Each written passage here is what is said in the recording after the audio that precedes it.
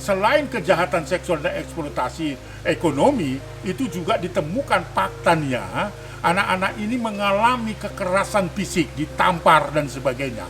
Saya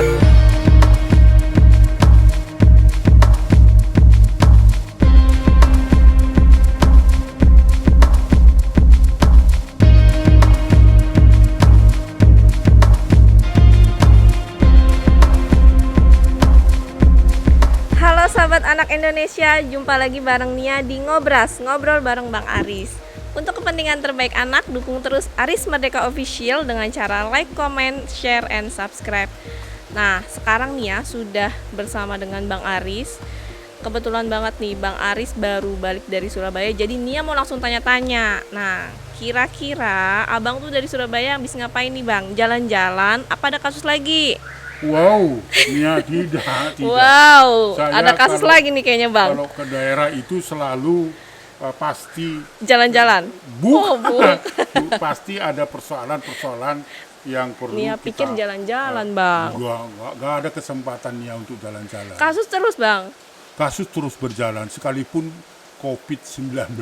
Oke, sehat terus jadi ya Bang, harus sehat. Sehat terus. karena itu dukungan dari netizen, khususnya anak-anak. Jadi kita tetap sehat walaupun beberapa waktu lalu sempat Kena dapat juga. serang corona, tetapi karena doa anak kita bisa sembuh dengan total.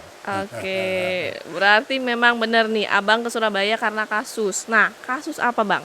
Iya, jadi ini kasus yang sangat mengejutkan Siap. karena ada sekolah yang dikemas dalam bentuk sekolah memberikan gratis bagi anak-anak dari berbagai kota provinsi dari keluarga miskin tetapi punya kemampuan intelektual yang cukup tetapi karena faktor ekonomi terhambat. Jadi sekolah itu merekrut itu gitu. Sambil diberikan kesempatan untuk belajar tentang membuat keripik, sablon kaos dan seterusnya sambil belajar di sana dengan gratis. Itu disebut dengan transformasi center bagi mereka dan saya sangat bangga sekali. Tetapi ternyata Nia sangat mengejutkan, di sana menyimpan malapetaka bagi iya, Bang. anak peserta didik. Ada yang sudah mengalami sejak tahun 2009 dan berulang-ulang. Apa itu Nia? Kasus kejahatan seksual yang dilakukan oleh founder atau pemilik dari Sekolah tersebut.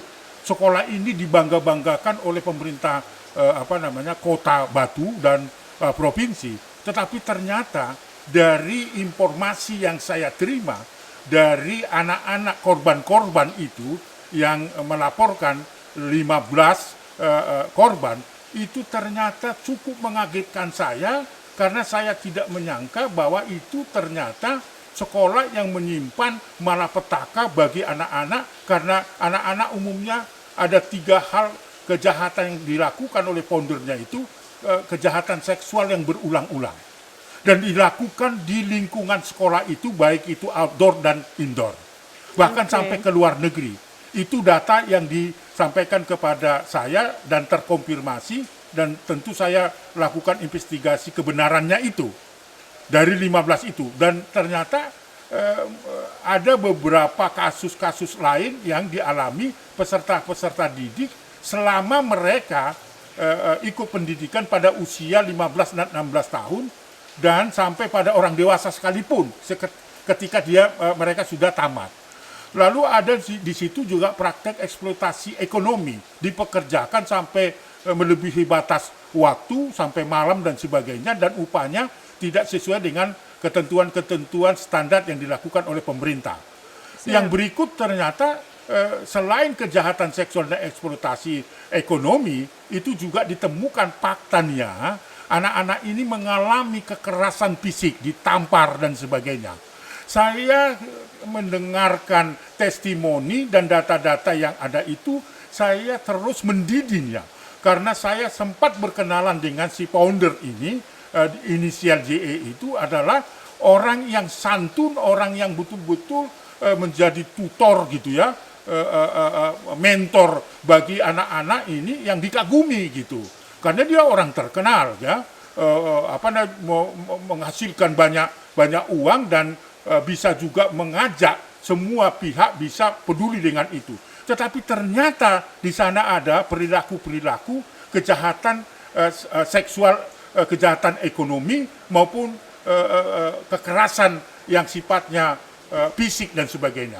Bagi Komnas Perlindungan Anak itu terkejut ketika saya disuguhkan data itu, lalu kita lakukan investigasi dan terkonfirmasi. Maka kemarin itu, pagi hari Sabtu, setelah saya konfirmasi lagi dengan korban, akhirnya kita menyimpulkan, melaporkan itu. Sesungguhnya kita ingin itu kita selesaikan dengan baik kalau misalnya itu bukan kejahatan yang saya anggap luar biasa. Karena itu merupakan kejahatan luar biasa, maka 3 orang yang menjadi korban itu saya bawa untuk melaporkan itu ke Polda Jatim kemarin. Oke. Ya, jadi itu artinya kasusnya saya serahkan di sana untuk pihak kepolisian bisa memeriksa itu benar atau tidaknya. Tetapi dari data itu kemarin saya sudah sampaikan bahwa itu bisa digunakan sebagai bukti petunjuk maupun bukti awal untuk memintai pertanggungjawaban si founder sekolah yang sangat bermutu di Kota Batu itu. Saya kira ini nanti prosesnya kita terus kawal karena anak-anak ini juga membutuhkan pertolongan dan pendampingan kita. Saya sangat terkejut. Kan. Oleh karena itu, karena dia perilaku dan data-data terkonfirmasi itu sudah masuk kategori extraordinary crime dan masuk dalam jerat hukum pasal berlapis, karena ancamannya juga lebih dari 20 tahun, bahkan mungkin kalau itu bisa dibuktikan dilakukan secara berulang-ulang, itu bisa dikenakan hukum tambahan lewat pengaturan PP 70/2020 dengan kebiri ya, Bang. dan sebagainya. Yang sangat-sangat marah saya itu selain dilakukan di dalam lingkungan sekolah itu, tetapi dilakukan juga di luar negeri ketika anak ini mendapatkan reward terhadap pekerjaannya itu, ya, terhadap pekerjaannya itu. Nah, ini menurut saya yang tidak bisa ditoleransi karena dia kejahatan luar biasa, gitu ya. Bang, awalnya Bang Aris bisa tahu kasus ini atau bisa sampai ke Abang atau itu gimana sih Bang prosesnya? Jadi ada yang beritahu atau ya, gimana? memang cukup luar biasa ya. Di tahun 2010 kalau saya tidak lupa itu saya mengunjungi tempat itu dan saya itu berkenalan dan banyak berinteraksi dengan anak-anak waktu itu baru dibuka sekolah ya, dibukanya kan 2007, tetapi ada yang korban sekarang itu 2009 pernah berfoto-foto ria lah kepada saya. Waktu itu saya menyaksikan teater mereka, Garuda judulnya, saya kagumi. 2015 kita ke sana Bang. Baru 2015, 2018 saya ke sana lagi. 2015 itu adalah Forum Nasional Perlindungan Anak ya, di mana saya terpilih menjadi ketua umum. Nah, di situ saya berkenalan ya. Pada saat dia masih SMA, saya berfoto dan ditunjukkan foto-foto itu. Rupanya dia teringat terhadap persoalan, ya itu tadi kan, saya kira Nia tahu ya, bagi orang-orang atau korban-korban kekerasan itu kan sangat ketakutan, si beban psikologisnya juga tertekan. Tapi mungkin dia sudah meluap, dia mengingat kembali mungkin bahwa saya pernah berkenalan dengan korban itu. Dia kumpulkan teman-temannya dan dia buat testimoni, dia kumpulkan data-data dan sebagainya, itu memberanikan diri menelepon saya 2 minggu yang lalu. Saya Jadi baru dia ingat. punya nomor handphone Abang? Masih, karena dia masih menunjukkan foto-foto itu juga kepada saya, sehingga dari situlah komunikasi saya terus intens. Ternyata ada satu peristiwa yang disimpan secara begitu tertekan gitu, terinformasi, sehingga dia melaporkan itu kepada Komnas Perlindungan Anak. Lalu saya mengkonfirmasi data yang disampaikan itu, ya karena saya percaya betul dan sebagainya. Saya kumpulkan data-data, itulah awal dari terbongkarnya kasus ini, karena saya melihat ini tidak bisa dibiarkan, tidak ada kompromi terhadap itu, karena itu merupakan kejahatan luar biasa yang saya tidak pernah duga. Maka terdorong Komnas Perlindungan Anak selalu, saya katakan Komnas Perlindungan Anak selalu hadir untuk anak Indonesia. Disitulah berangkat persoalan ini. Jadi ini betul-betul dari gerakan hati nurani untuk membebaskan anak dari kejahatan-kejahatan seksual yang sepatutnya semua orang harus melindungi itu. Bang, terduga pelaku ini sebenarnya sudah menikah atau gimana Bang? Sudah punya anak Sudah punya dan anak. tidak kekurangan apa-apa. Usianya berapa Bang? Usianya 48-49 tahun. Oke. Dia sebagai mentor, kalau sekali dia ngomong itu bisa 2.000, 5.000 orang untuk mendengarkan dia. Jadi beberapa kawan saya juga dia mentornya dan memang cukup berhasil. Nah, tetapi ini ternyata dengan keberhasilan beliau itu ternyata menyimpan malapetaka dan perilaku-perilaku yang tidak bisa ditoleransi. Itu yang membuat mendidik saya. Sekalipun saya pernah bercakap-cakap, bahkan pernah menawarkan saya untuk menjadi penasehat ya Di sekolah tersebut. di sekolah itu. Beruntung saya tidak mengaminin itu gitu. Karena menurut saya ternyata ada mungkin sebuah gerakan dari hati saya, Aris jangan.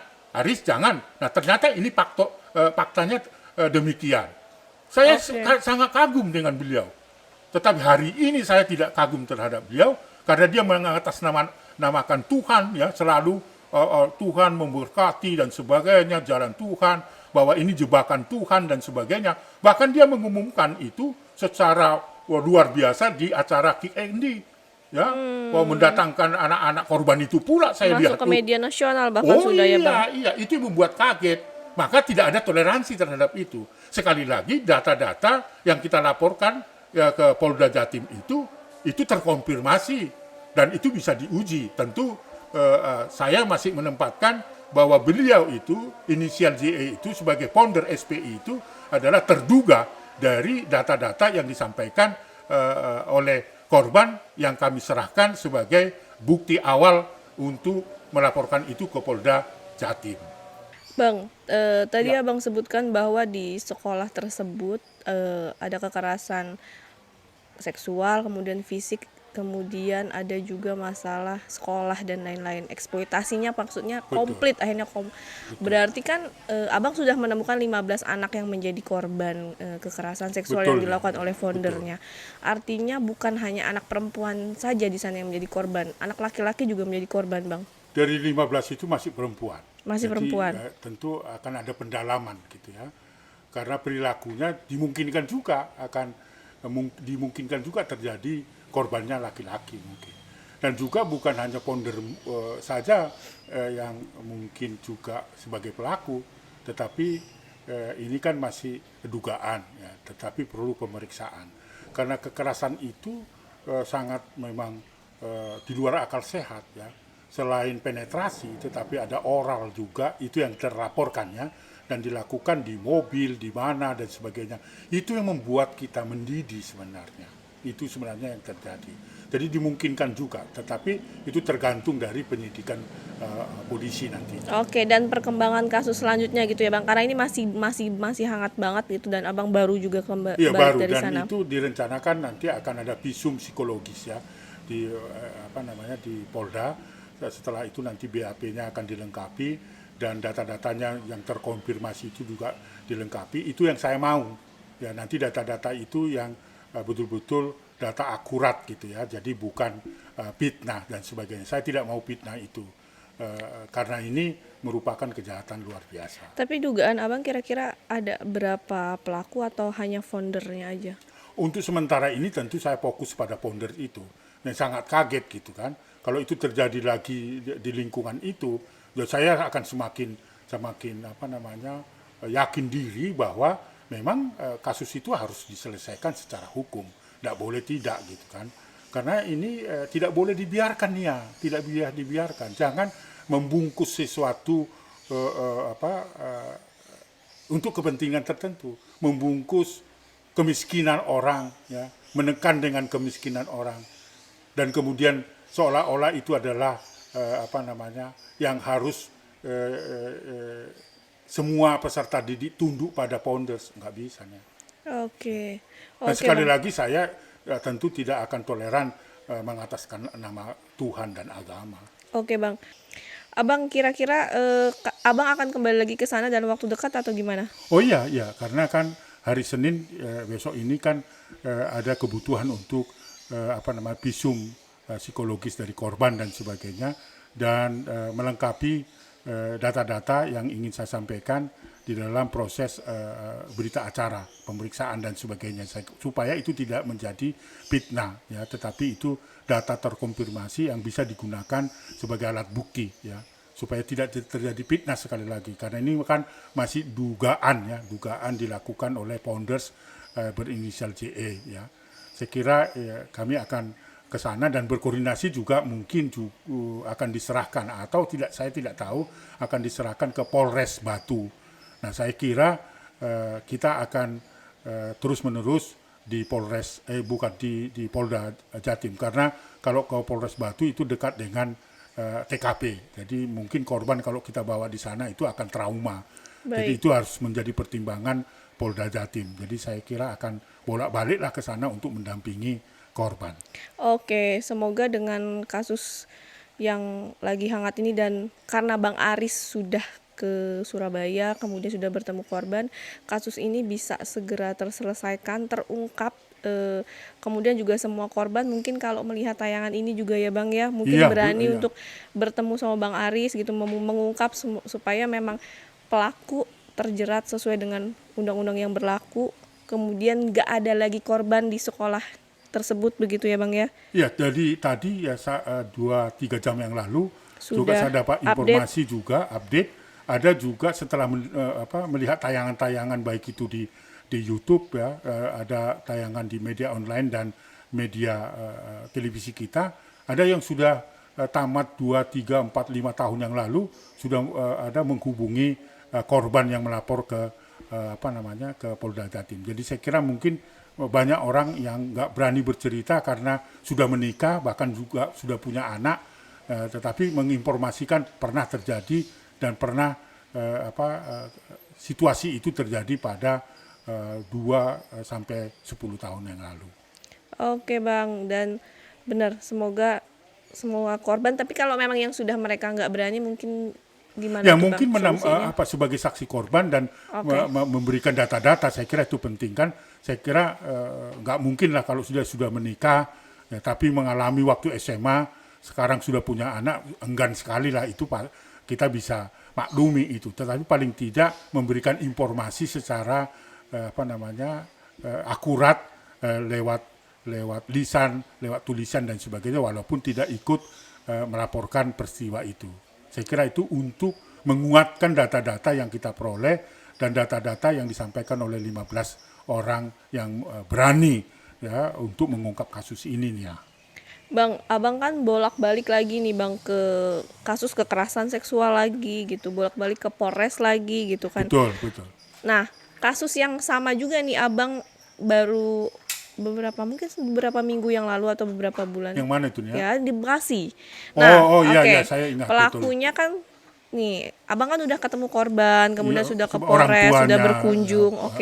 Kemudian pelaku akhirnya menyerahkan diri. Setelah menyerahkan diri makin ramai lagi, kenapa Bang? Karena pihak pengacara mengatakan akan menikahkan pelaku dengan korbannya.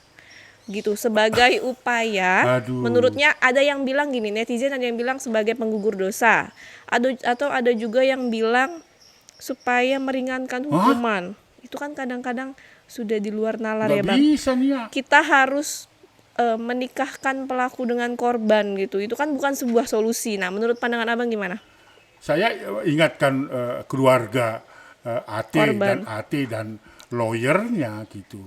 Menikahkan anak di bawah usia saja sudah pelanggaran hukum. Oke, double akhirnya Bang ya. Jadi tambah lagi pasal berlapis yang dituduhkan adalah serangan kekerasan seksual, itu yang pertama.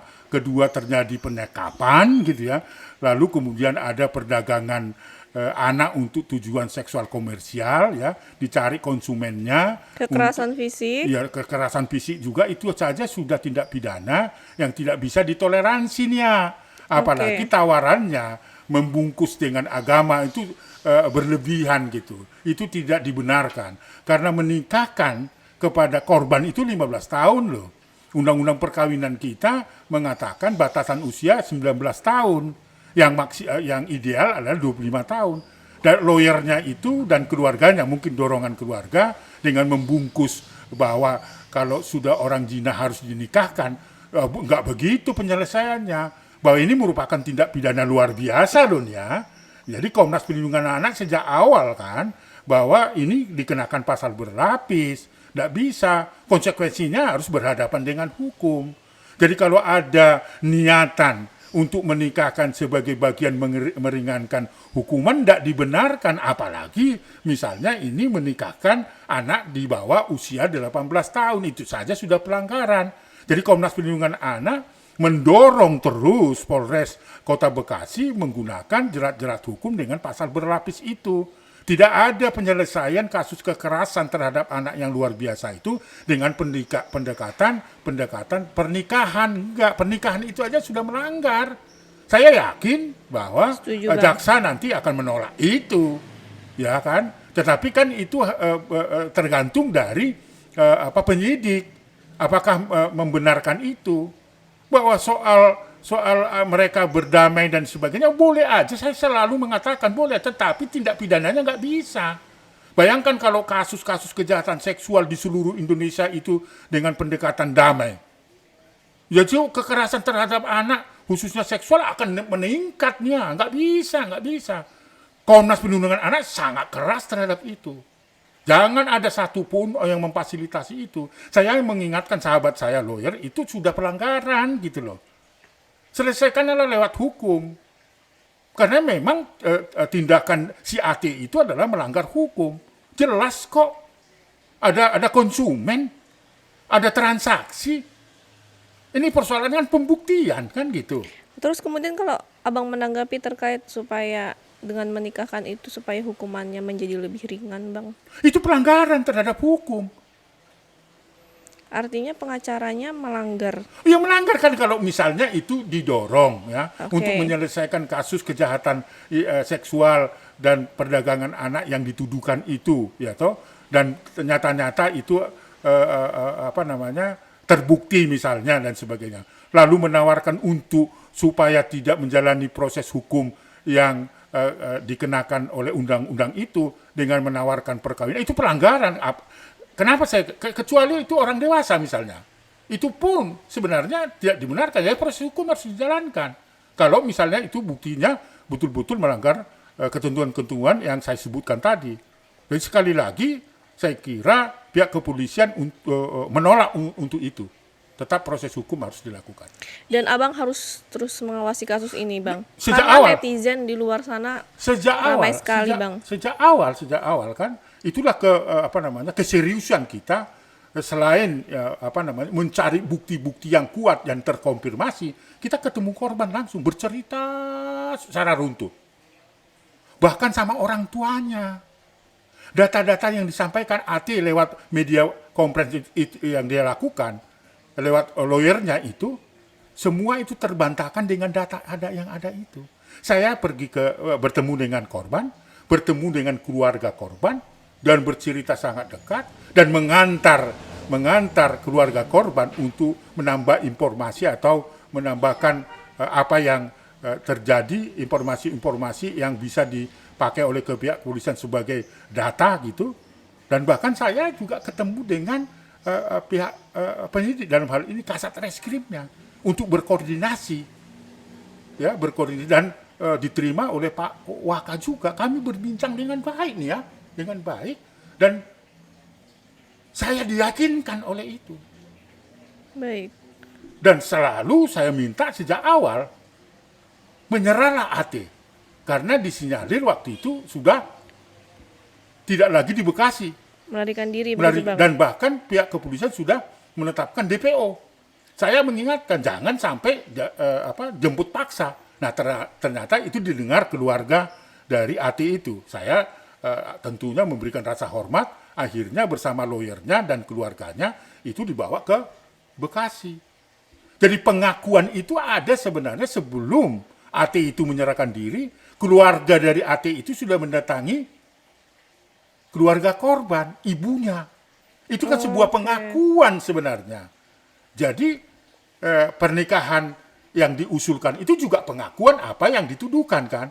Tetapi sayangnya alasan untuk menikahkan itu justru melanggar undang-undang.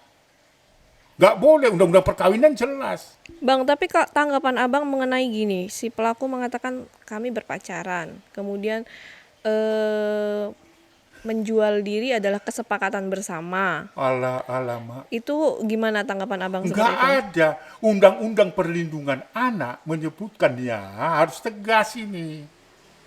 Tapi Bunyinya bang, begini loh, setiap orang yang melakukan hubungan seksual terhadap anak Anak di di bawah 18 tahun dengan cara bujuk rayu, tipu muslihat, intimidasi, itu merupakan tindak pidana, tidak dikenal di situ kecuali pacaran dan suka sama suka. Gak ada, itu harus saya umumkan itu kepada publik.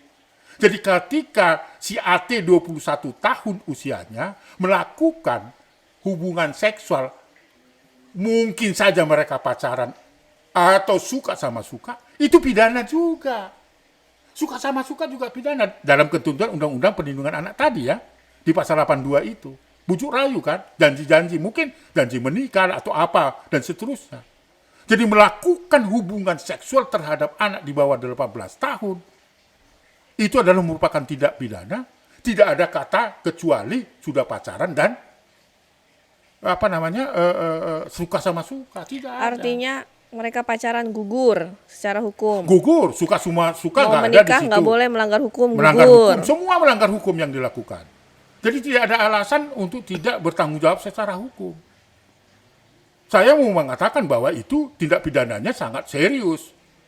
Karena dia melakukan tindakan berulang-ulang dan ada transaksi dan membuat anak itu trauma. Saya kira itu harus dipertanggungjawabkan. Hati-hati. Ini untuk pelajaran semua orang, bukan hanya AT. Semua orang, predator-predator atau monster-monster itu harus menerima ganjaran yang setimpal dengan undang-undang. Undang-undang kita jelas kok. Undang-undang Perlindungan Anak ya nomor 35 tahun 2014 jelas. Diperkuat dengan Undang-Undang 17 tahun 2016. Itu juga diperkuat gitu. Bahkan PP 70-2020 tata laksana tentang pelaksanaan kebiri atau kastrasi bagi predator-predator. Itu jelas. Produk-produk hukum kita sudah jelas soal penegakan hukumnya yang perlu kita tingkatkan ya. Disitulah peran Komnas Perlindungan Anak. Tidak akan mundur kecuali dunia runtuh. Itu jelas. Baik, udah jelas nih netizen di luar sana, terutama yang lagi rame di Twitter, di Instagram begitu ya Bang. Komnas Perlindungan Anak dan Bang Aris akan terus mengawal kasusnya. Terus menerus dan tidak akan henti dan harus betul-betul terbukti bahwa putusan pengadilan nanti setimpal dengan perbuatannya. Baru saja nih ya, sangat dikagetkan ada peristiwa seorang anak bocah gitu ketahuan ambil uang dari kotak amal di salah satu masjid, tetapi untuk butuh makan dan orang tuanya yang sedang sakit. Itu berapa, anak Bang? itu dihukum, usianya masih 5 tahun, dan itu dihukum, diikat dan diseret. Sangat mengerikan dan baru saja saya terima itu. Dan ini membuat saya juga mendidih dan akan segera berkunjung ke Aceh. Miris sekali Bang, tapi ditahan dulu Bang. Oh gitunya? Ya. Nggak lanjut ini? Nggak lanjut. Oh, Kita boleh. jangan dijelaskan terlalu detail. Kita akan bahas ini di Ngobras selanjutnya. Baik, saya kira siap. Oke. Sekaligus kita mengumpulkan fakta-fakta yang terkonfirmasi sehingga itu menjadi Semakin lengkap. strategi kita mengadvokasi kasus Kasus. itu dengan benar. Dan Abang masih terus semangat meskipun Semangat terus saya nih ya, semangat bersama anak Indonesia kecuali dunia ini runtuh. Oke Bang, sampai ketemu di Ngobras selanjutnya. Baik nih ya. Nah itu tadi Ngobras untuk hari ini. Banyak pelajaran yang bisa diambil. Kasus kekerasan terhadap anak itu semakin meningkat. Nah terutama yang jadi headline yang tadi saya bisa ambil adalah menikahkan anak korban kekerasan seksual terhadap pelaku itu bukan menjadi sebuah solusi tapi masalah baru untuk anak korban tersebut. Jadi terutama untuk orang tua korban mungkin ini dipikirkan kembali seperti itu. Nah, untuk kepentingan terbaik anak, dukung terus Aris Merdeka Official dengan cara like, comment, share, and subscribe. Salam anak Indonesia. Anak terlindungi, dipastikan Indonesia maju. Sampai jumpa.